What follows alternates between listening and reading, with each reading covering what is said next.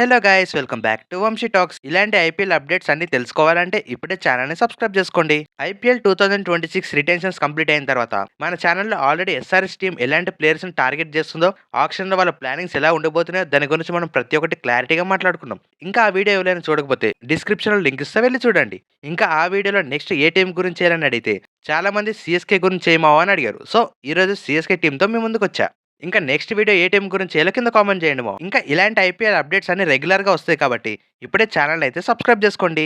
ఇంకా మనం డైరెక్ట్గా వీడియోలోకి వెళ్తే సిఎస్కే గురించి ప్రతి ఒక్కటి చాలా క్లారిటీగా మాట్లాడుకుందాం. ఇంకా దాని గురించి ఈ వీడియోలో నేను కొన్ని సెగ్మెంట్ వైస్తో వచ్చా. ఇంకా మన first segment CSK last year performance ఎలా ఉందో మాట్లాడుకుందాం. వాళ్ళు లాస్ట్ ఇయర్లో చేసిన తప్పులు ఏంటి అండ్ అక్కడ నుంచి ఏం నేర్చుకున్నారో మాట్లాడదాం.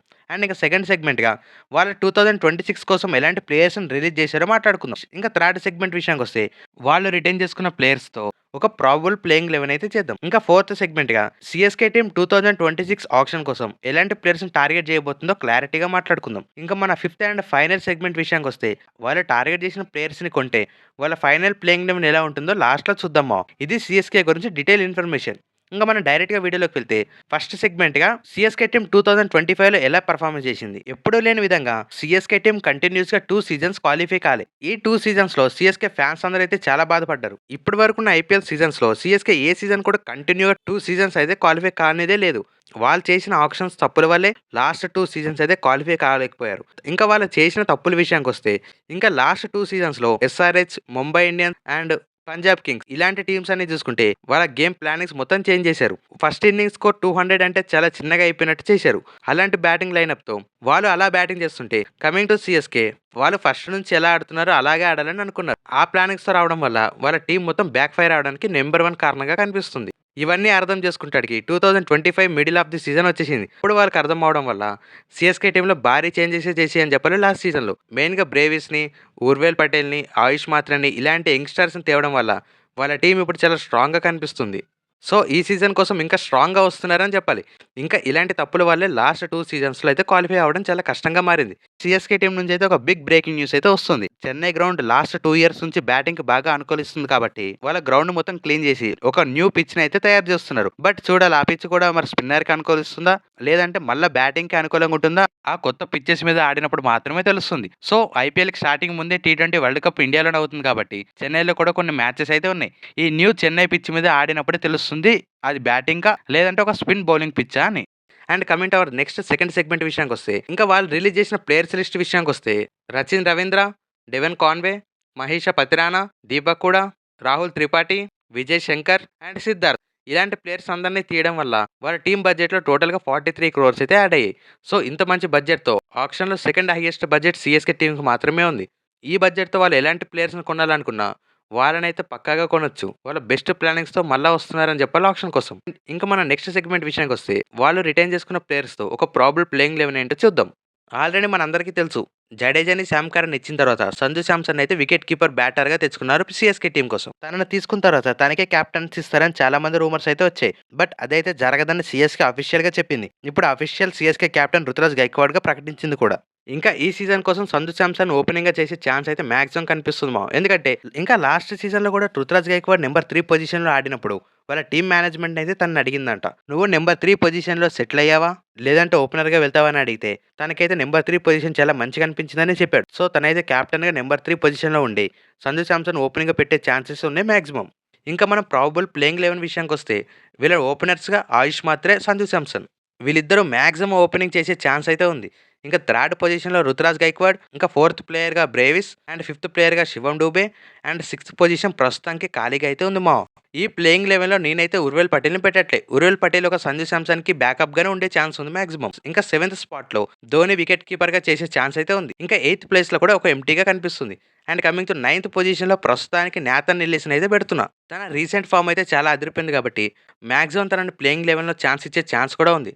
ఇంకా కమింగ్ టు 10th పొజిషన్లో నూర్ అహ్మద్, 11th పొజిషన్లో ఖలీల్ అహ్మద్, ఇంకా వీళ్ళ ఇంపాక్ట్ ప్లేయర్గా అనుషుల్ కాంబోజ్. ఇది సిఎస్కే టీం యొక్క total playing 11 and impact player యొక్క లిస్ట్. ఇంకా ఈ ప్రాబుల్ ప్లేయింగ్ 11 చూశాక ఎక్కడెక్కడ ఎంటీ స్పాట్స్ ఉన్నాయో చూద్దాం. 6th పొజిషన్లో ఒక బ్యాటింగ్ ఆల్రౌండర్, 8th పొజిషన్లో ఒక ఇండియన్ బెస్ట్ స్పిన్ బౌలర్, ఇంకా నైన్త్ పొజిషన్‌లో ఒక ఫారెన్ ఫాస్ట్ బౌలర్ అయినా, లేదంటే నాథన్ ఎల్లిస్‌కి ఒక ఇండియన్ ఫాస్ట్ బౌలర్‌నైనా బ్యాకప్‌గా పెట్టాలి. ఇంకా దాని గురించి ఆక్షన్‌లో ఎలాంటి ప్లేయర్స్‌ని టార్గెట్ చేస్తున్నారో మాట్లాడుకుందాం. ఇంకా వీళ్ళు టార్గెట్ చేసే లిస్ట్‌లో సిక్స్త్ పొజిషన్‌లో ఎవరు సూట్ అయితారో చూద్దాం. ఇక్కడైతే సీఎస్‌కే టీమ్‌కి ఒక మంచి ఫారెన్ ఆల్‌రౌండర్ అయితే బాగా సెట్ అవుతాడు. ఇంకా ఈ ఆక్షన్‌లో ఎలాంటి ఆల్‌రౌండర్స్ ఉన్నారనే విషయానికొస్తే, ఈ ఆక్షన్‌లో నంబర్ 1 ఆల్‌రౌండర్‌గా రస్సెల్ అయితే కనిపిస్తున్నాడు. మాక్సిమం రస్సెల్ వైపు సీఎస్‌కే వెళ్ళే ఛాన్స్ ఉందని గట్టిగానే రూమర్స్ వస్తున్నాయి. ఇది నిజమయ్యే ఛాన్సెస్ కూడా ఉన్నాయేమో. ఎందుకంటే ఆల్రెడీ సీఎస్‌కే మేనేజ్‌మెంట్ నుంచయితే ఈ రూమర్స్ అయితే వచ్చాయి. రస్సెల్‌ని కేకేఆర్ రిలీజ్ చేసిన తర్వాతే ఆ రూమర్స్ మొత్తం స్టార్ట్ అయ్యాయి. సో, తనని తీసుకోవాలని గట్టిగా ప్రయత్నిస్తున్నారు సీఎస్‌కే టీమ్. తనే గాని సీఎస్‌కే టీమ్‌లో యాడ్ అయితే శివం డూబే, రసూల్, ధోని వీళ్ళు ముగ్గురు ఫినిషింగ్ చేసే ఛాన్స్ అయితే ఉంది. అండ్ తన బౌలింగ్ కూడా సీఎస్‌కే గ్రౌండ్‌లో చాలా బాగా వర్కౌట్ అయ్యే ఛాన్స్ ఉంది మామ. ఇంకా తన కాకపోతే ఎవరని చూస్తే మాక్సిమం కెమెరాన్ గ్రీన్ వైపు కూడా వెళ్ళే ఛాన్స్ అయితే ఉంది. కానీ కెమెరాన్ గ్రీన్‌ని టార్గెట్ చేసినా ఈ ప్లేయింగ్ లెవెన్‌లో సూట్ అవ్వడం కెమెరాన్ గ్రీన్‌కి కొంచెం కష్టమే. ఎందుకంటే వీళ్ళకి ఒక ఫినిషర్ కావాలి. బట్ కెమెరాన్ గ్రీన్ టాప్ ఆర్డర్‌లో ఆడే ప్లేయర్ కాబట్టి ఈ ప్లేయింగ్ లెవెన్‌లో సూట్ అయ్యే ఛాన్స్ లేదు. కానీ కెమెరాన్ గ్రీన్ లాంటి ప్లేయర్స్‌ని ఎస్ఆర్‌హెచ్, ఎల్ఎస్‌జీ, కేకేఆర్ ఇలాంటి టీమ్స్ అన్ని టార్గెట్ చేస్తాయి కాబట్టి వాళ్ళ కోసమైనా ఆక్షన్‌లో వెళ్ళే ఛాన్స్ అయితే ఉంది సీఎస్‌కే టీమ్. ఇంకా వీళ్ళకి ఇంపార్టెంట్ ప్లేయర్‌గా లివింగ్‌స్టోన్, మాక్స్‌వెల్ కూడా తీసుకునే ఛాన్స్ అయితే ఉంది రసూల్ దొరకకపోతే. రసూల్ గురించి ఎస్ఆర్‌హెచ్, సీఎస్‌కే అండ్ కేకేఆర్ వీళ్ళ ముగ్గురు మధ్య గట్టి పోటీ ఉండబోతుంది మామ. దీని గురించి మీరేమంటారో కింద కామెంట్ చేయండి. ఒకవేళ ఓన్లీ ఫినిషర్‌గా ఒక ప్యూర్ బ్యాటర్‌ని తీసుకోవాలనుకుంటే, ఈ ఆక్షన్‌లో మిల్లర్ అండ్ అభినవ్ మనోహర్ అయితే ఇద్దరు మంచి ప్లేయర్స్‌గా కనిపిస్తున్నారు. ఇలాంటి ప్లేయర్స్ అందరిని టార్గెట్ చేయబోతుంది సిక్స్త్ పొజిషన్ కోసం. అండ్ కమింగ్ టు ఇప్పుడు ఎయిత్ పొజిషన్‌లో ఎవరున్నారని చూస్తే, మాక్సిమం సీఎస్‌కే మేనేజ్‌మెంట్ నుంచి వస్తున్న రూమర్స్ ప్రకారం రవి బిష్ణోయ్‌ని అయితే పక్కాగా సీఎస్‌కే టీమ్‌లోకి తీసుకునే ఛాన్స్ అయితే ఉంది. రవీంద్ర జడేజా, అశ్విన్ లాంటి ప్లేయర్స్ వెళ్ళిపోయిన తర్వాత వీళ్ళ దగ్గర ఒక నూర్ అహ్మద్ తప్ప ఇంకో స్పిన్ బౌలరే లేరు. అలాంటి ప్లేయర్స్‌ని మళ్ళా రీప్లేస్ చేయాలంటే రవి బిష్ణోయే రావాలి. చూడాలి మరి రవి బిష్ణోయ్ కోసం ఎంత వరకెళ్తారో సీఎస్‌కే టీమ్. ఇంకా వేరే స్పిన్నర్స్ విషయానికొస్తే కరణ్ శర్మ, రాహుల్ చహార్ లాంటి ప్లేయర్స్ కూడా ఉన్నారు కాబట్టి చూడాలి మరి వీళ్ళలో ఒకళ్ళని తీసుకునే ఛాన్స్ అయితే ఉంది సీఎస్‌కే టీమ్. ఇంకా నైన్త్ పొజిషన్‌లో ఆల్రెడీ నాథన్ ఎల్లిస్‌ని మనం పెట్టాం. తనకి బ్యాకప్ గాను లేదంటే లాస్ట్ సీజన్ ఈ టీమ్‌లో ఆడిన ప్రతి రాణని మళ్ళా తక్కువ ధరకే బైబ్యాక్ చేస్తారంటే నాకైతే డౌటే. ఎందుకంటే తనకి ఆల్రెడీ థాంక్ యూ చెప్పేసి తననైతే టీమ్ నుంచి తీసేసినట్టు రూమర్స్ అయితే వస్తున్నాయి. సో, మళ్ళా తనని తీసుకోవాలనే ఉద్దేశ్యం అయితే లేదు సీఎస్‌కే టీమ్‌కి. దీని మీద మీరేమనుకుంటున్నారో కింద కామెంట్ చేయండి. లేదంటే ఫారెన్ ఫాస్ట్ బౌలర్సే వేరే మంచి ప్లేయర్స్ దొరికితే తీసుకుంటారేమో చూడాలి. ఇంకా ఈ ఆక్షన్‌లో ఎవరైతే అవైలబుల్‌గా ఉన్నారని చూస్తే ఫజ్లక్ ఫరికీ, ఎంగిడి ఇలాంటి ప్లేయర్స్ అయితే ఆక్షన్‌లో బెస్ట్ బౌలర్స్‌గా వస్తున్నారు ఫారెన్ నుంచి. ఇంకా ఫైనల్ రిజిస్ట్రేషన్ లిస్ట్ అయితే రాలే కాబట్టి అప్పటి వరకు ఎదురు చూద్దాం. ఇంకెవరైనా బెస్ట్ ప్లేయర్స్ వస్తారో ఆక్షన్ కోసం. ఇంకా ఇండియన్ బౌలర్స్‌లో మోహిత్ శర్మ లాంటి ఎక్స్‌పీరియన్స్ బౌలర్స్‌ని కూడా టార్గెట్ చేసే ఛాన్స్ అయితే ఉంది సీఎస్‌కే టీమ్. తన ఎక్స్‌పీరియన్స్‌తో సీఎస్‌కే గ్రౌండ్స్‌లో చాలా మంచిగా ఏసే ఛాన్స్ అయితే ఉంది. సో, తనని టార్గెట్ చేసినా ఆశ్చర్యపడే అవసరం లేదు. ఇది టోటల్ సీఎస్‌కే టార్గెట్ లిస్ట్. ఇంకా ఇప్పుడు ఈ టార్గెట్ లిస్ట్‌తో ప్రాబబుల్ ఫైనల్ ప్లేయింగ్ 11 ఎలా ఉందో చూద్దాం. ఓపెనర్స్‌గా ఆయుష్ మాత్రే, సంజు శాంసన్ అండ్ థర్డ్ ప్లేయర్‌గా రుతురాజ్ గైక్వాడ్, ఫోర్త్ ప్లేయర్‌గా బ్రేవిస్, ఫిఫ్త్ ప్లేయర్‌గా శివం డూబే, సిక్స్త్ పొజిషన్‌లో రసూల్‌ని అయితే పెడుతున్నాం ప్రస్తుతానికి.